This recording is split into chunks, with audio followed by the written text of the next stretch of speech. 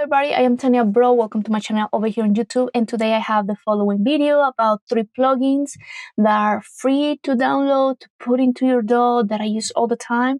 And I hope you like them as well as I do. So we're going to start with the first one. This one is called OTT. And I'll just follow over here. And the company that does OTT, this plugin, is called XFR Records. And so what is an OTT? So basically OTT is a compressor and helps glue your tracks. So you can use it in an individual track that you're working on. Like let's say I want to add this one right here on this ballad grand piano, and all you have to do is play with the depth. Instead of putting all the way to 100, just play around 10 all the way to 30. Okay, you can go far away. I just find it that these settings works better.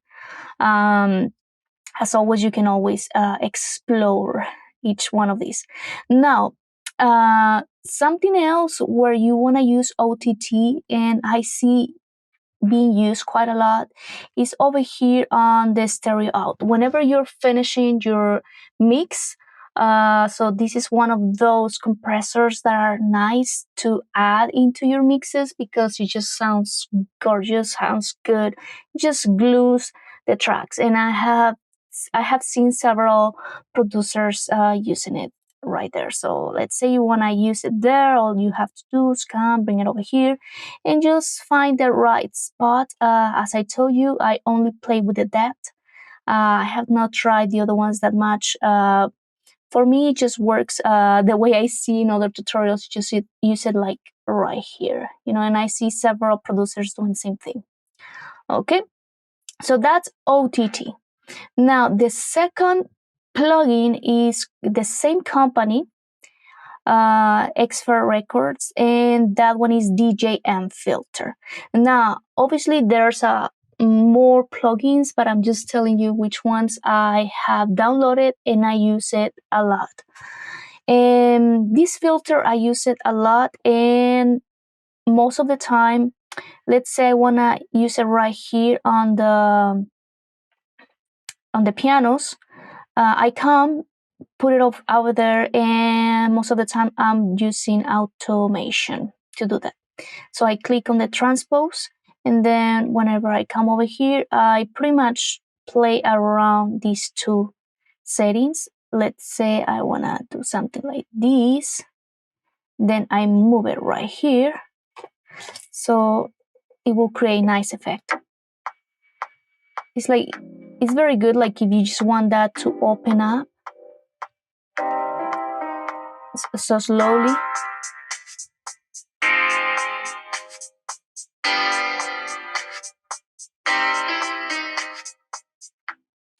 Okay, or you can do it backwards. And so plugin number 3 has to do with mixing and pretty much mastering, and is free. It's called Ulin Loudness Meter 2.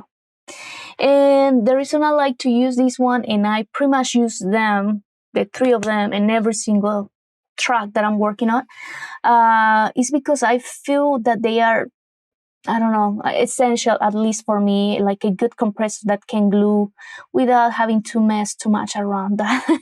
If you see the OTT, you don't have too much to click on except the depth. So I think it's a no-brainer. And then the DJM is just, it's nice for effects. So it's an easy interface to use. And I only have to move right here. So it's good for me. I like simplicity. I don't want to do things that takes me so much time or have to think too much on the steps. And there's other plugins that there's that opportunity to do that. But on these ones, I just want something basic that I can use anytime. And Ulin is the same thing pretty much. What you do is just let it run, and it will tell you like U parameters right here. What I take the most out of it, like, is this one, integrated loops. And I just make sure that I go and take a look, like, if my objective is to have the track downloaded into YouTube, then I look at the settings, how many loops YouTube needs. For instance, for the guidelines for YouTube, if you just go and research YouTube loops, you are going to find, something estimated like 13 to 15. And if you go and change it, let's say Tidal, or it's minus 14, so you can find like a medium. I'll say this loops amount sounds good. And whenever you have that, that's when you come over here into uLean to make sure that you are falling around that that parameter over here where it says the integrated loops. That's so important for me, at least, to use uLean so that I can see the parameters of my song. And obviously, you might see some peaks, like true peak max. It's okay to be between minus 1.5. You don't want these to be like 1 or 2 dBs, like extremely distorted, unless that's what you're going for. But most of the tracks, you don't want that. I hope you like this video. Don't forget to subscribe, and see you next time. Bye-bye.